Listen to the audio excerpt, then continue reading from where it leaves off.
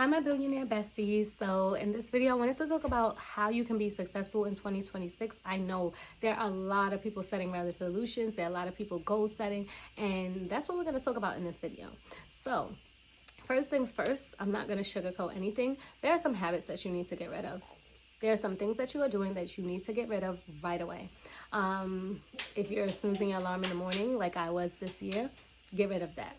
We don't snooze our alarm anymore. We get up as soon as the alarm goes off. If you've been skipping workouts, something else I was doing, you need to make sure that you're not skipping your workouts. Like, it's a non-negotiable, so that goes down in your non-negotiable list. And that's something that you are making sure that you're not deviating from, because you need to be successful. You need to make sure that you're getting your workouts in. There are many things that we need to make sure that we are leaving in 2025 and we are not bringing into 2026. So now that I got that out the way, what are those habits for you? I want you to write those things down, some bad habits that you may have right now that you don't want to bring into 2026. You can pause this video if you need to and come right back. So now that you've gotten those things written down, what are the new habits that you want to put in? There are plenty of new habits that you can put in that are attainable, that are going to be something that you can do every single day that's going to help you. So one thing that I did for 2025 and I wanted to make sure that I was doing was focusing on taking my vitamins every single day. So that's something I did consistently throughout 2025. May have forgot 1 or 2 days and then took it in the evening. But for the most part, every single morning, I had my vitamins in a place where I can see them. In the morning when I'm setting up for breakfast, whatever the case may be, I'm going to take my vitamins before I leave. So what are those habits for you? If it's making sure that you're meal planning, that's something else that I was doing every single day. I made sure that my lunch is going to be prepared. Now, for 2026, I'm doing it at night. I used to do it at night before. My lunch was prepared at night before. I'm doing it at night again. Because I find that in the morning time, sometimes there are things that, time slips away from you sometimes. And it's like, oh, wait, let me hurry up and do this. And no, I want to make sure that every single night my lunch is already packed. And my lunch is pretty much salad every day, with the exception of maybe having a tuna sandwich. But usually I'll have salad with some tuna in it and different things in it or whatever. So I know I could do that at night and put it in the fridge and have that just ready, set to go, because I do have to still get my kids out the house as well. So what are those things for you that you want to add into your 2026? Like, what are the habits that you want to add that are going to be beneficial for you? So far I had 2 things for health, which are the vitamins and making sure that I had my lunch prepared. So I'm eating healthy, I'm eating good, I'm eating clean. And even if that means that you are going to take 20 minutes to figure out, like, if you eat hot food, because I know some people eat hot food, 20 minutes to meal prep, or an hour if you want to meal prep for the whole week, that's something that you can do on Sundays. Take that hour, take that 20 minutes to meal prep whatever it is that you're going to have for lunch for the week. So you're making sure that you're eating healthy every week and every day of that week. I don't eat out. I don't eat fast food. Like, if I do eat out, it's at a restaurant for like a happy hour or a date night or whatever. So for me, it's a little bit easier. But for other people, it's harder, because you may be at a job where everybody's ordering food. There's food at your disposal. Like, maybe you're passing different things or whatever the case may be. Maybe you think, oh, I'm just going to quickly run out and get something. But that's not the habit you want to embody for 2026. Maybe you want to eat healthier, you want to eat cleaner, you want to spend less money. Whatever your reasoning is behind it, you need to make sure you're setting yourself up for success. So that's one thing you can do. There are many things and habits that you can add in. I just gave those as a few examples. So think about those habits that you want to add in now. You can pause the video and come back if you need to write those down. But think about those habits you want to add into your life. That's going to be daily habits that you're going to do.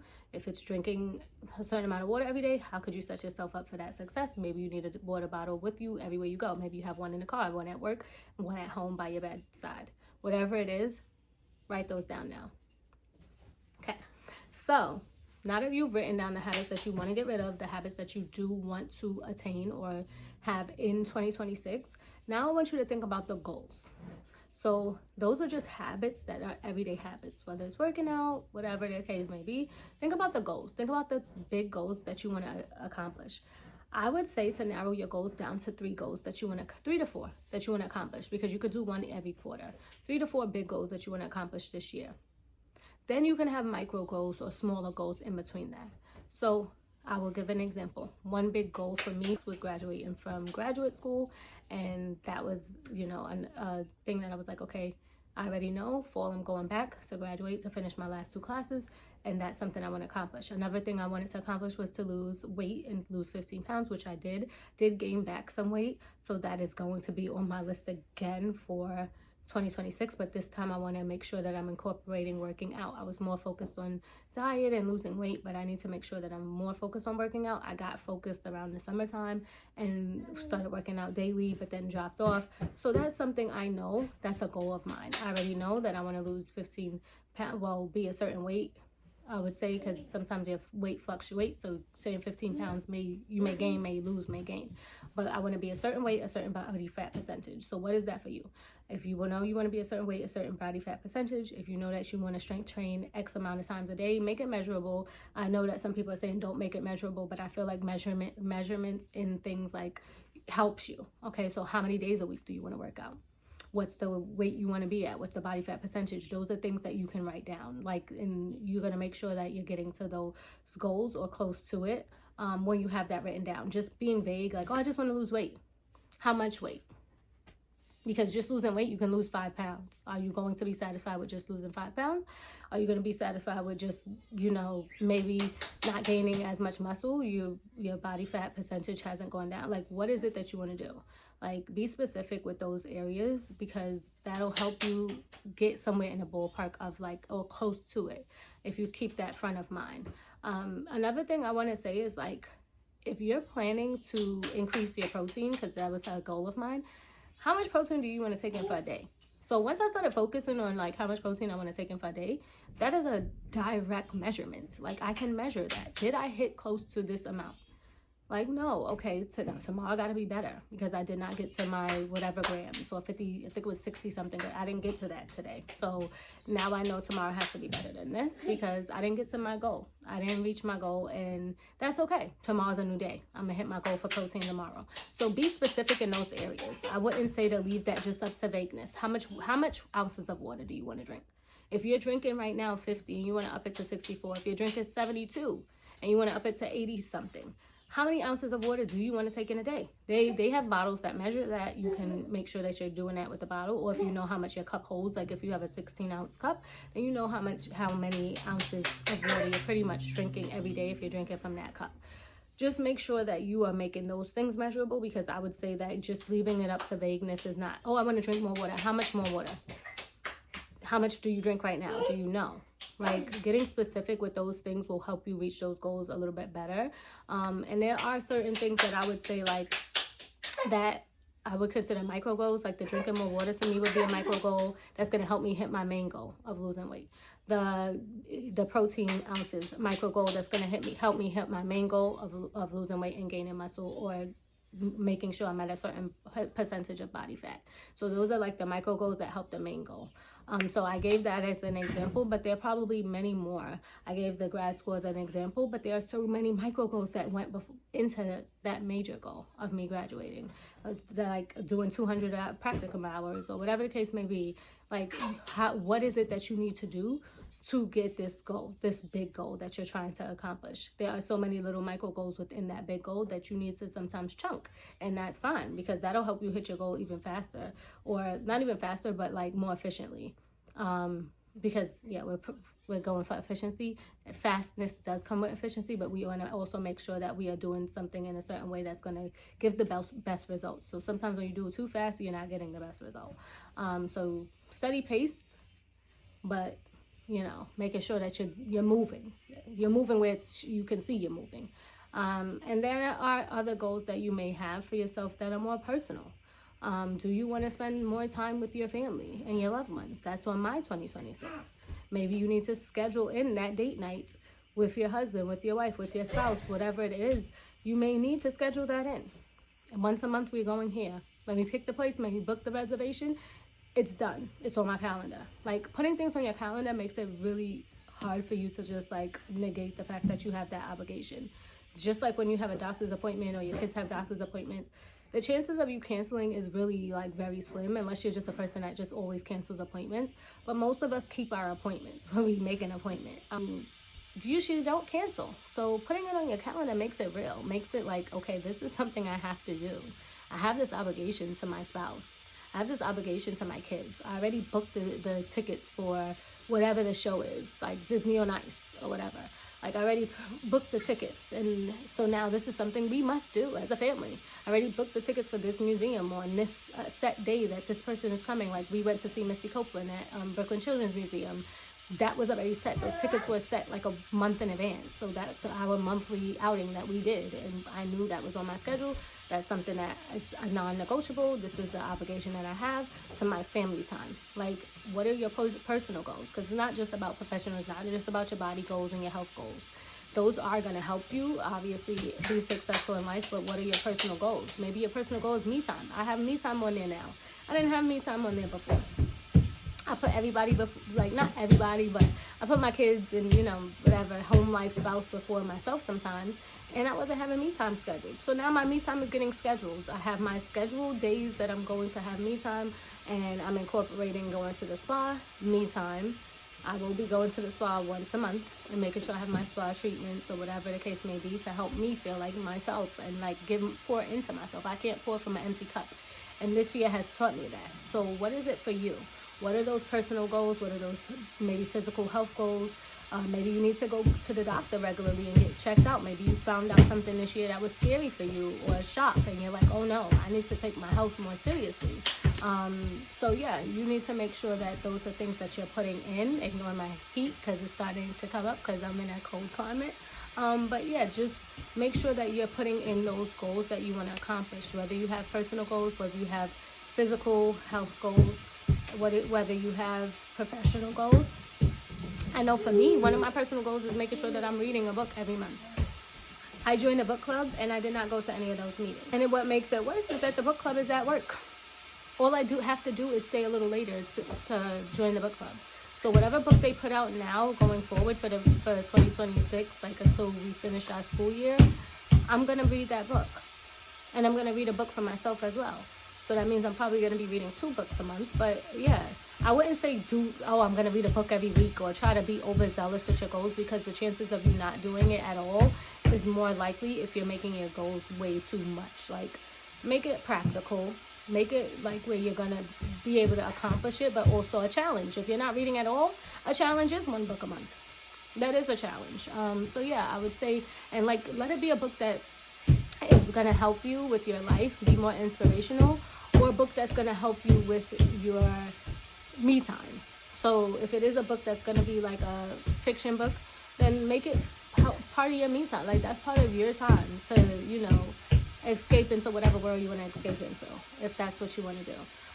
But I would say, like, let it be something that you want to read, not something, this was recommended by so-and-so or whatever. No, let it speak to you, because you're more likely to read it if it speaks to you. So now that you've gotten some of your goals, whether it's personal, physical, professional, you've written them down. Now, what you want to do is you want to make sure that you are writing all of these things into your calendar. So whether you use your phone app to help you, whether you use my son is watching something that's making him stomp and clap.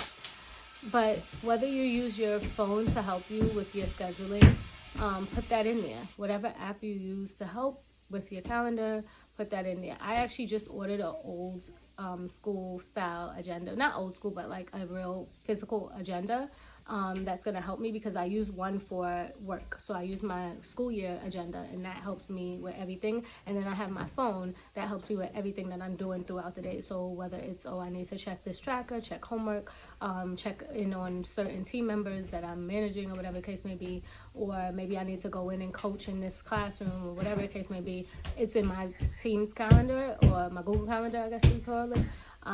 But yeah, those are on there. But then also, like, my daily things that are coming, like whether we get a visit, like I have a consultation person coming in on Tuesday, the Tuesday that we come back to work, that's in that calendar.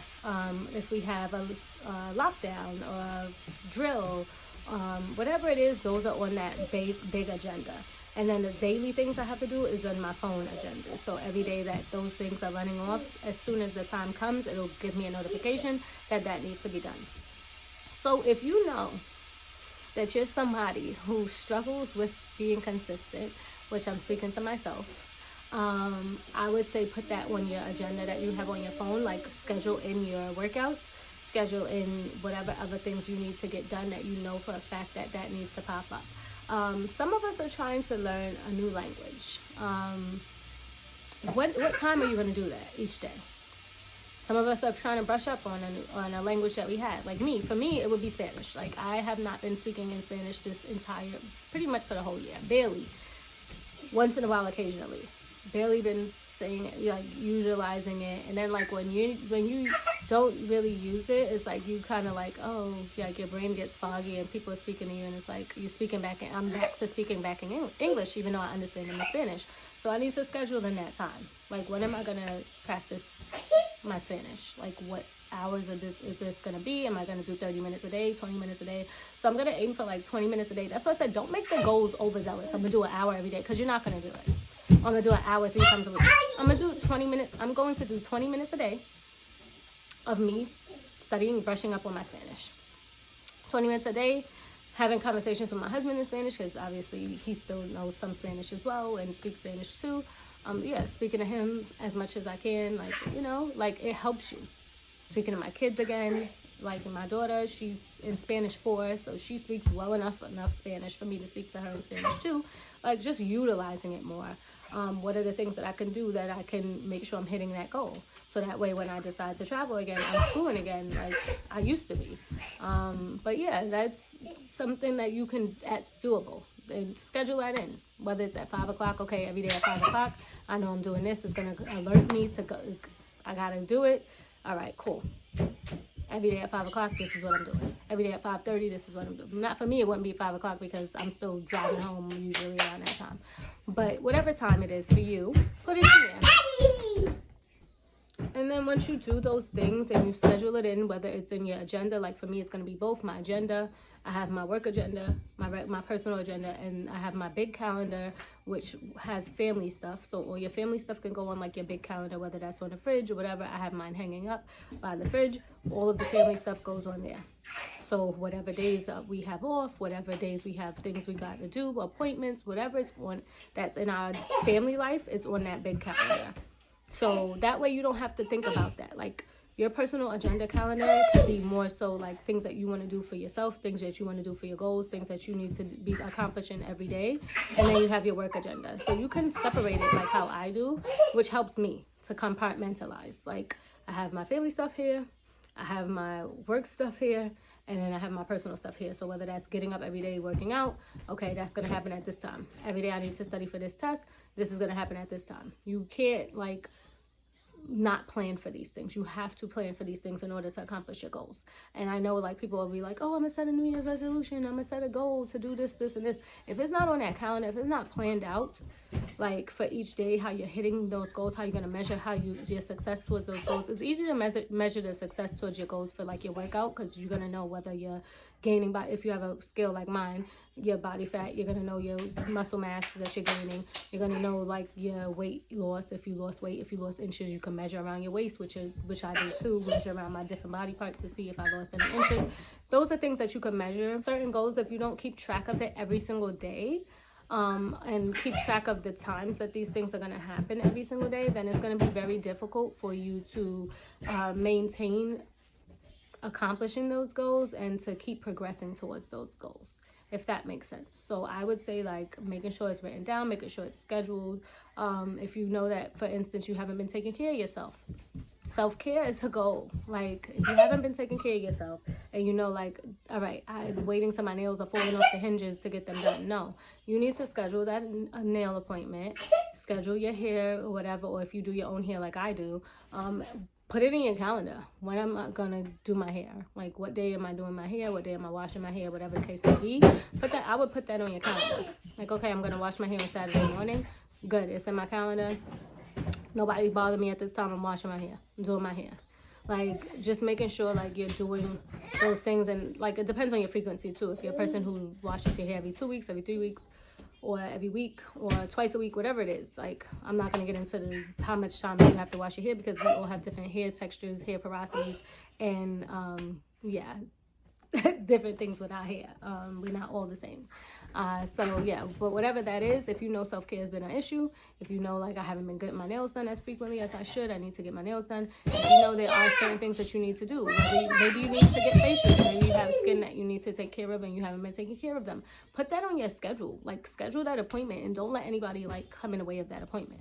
Your wax schedule, what if you get waxes, if you get laser, whatever it is that you do for yourself to take care of yourself, to maintain yourself, it has to be a priority, especially for we moms. Like if you are a mom or a parent, like I would even just say moms, parents alone, we neglect ourselves, because there's a lot of guys that's walking around that need a haircut, and it's like you've been running all week with your kids, or you need a shave, you've been running around all week with your kids doing this, practice the hair, this one has dance, this one, and then before you look up, you're looking like, you know, scruffy, and you're like, oh no, this is not me, like I'm not taking care of myself. So I would say parents in general, not even just moms, like, because yeah, a lot of men will neglect their you know, exterior, because they're doing stuff for their family as well. So what is it that you need to do that's going to be taking care of yourself? Like, put that in your schedule.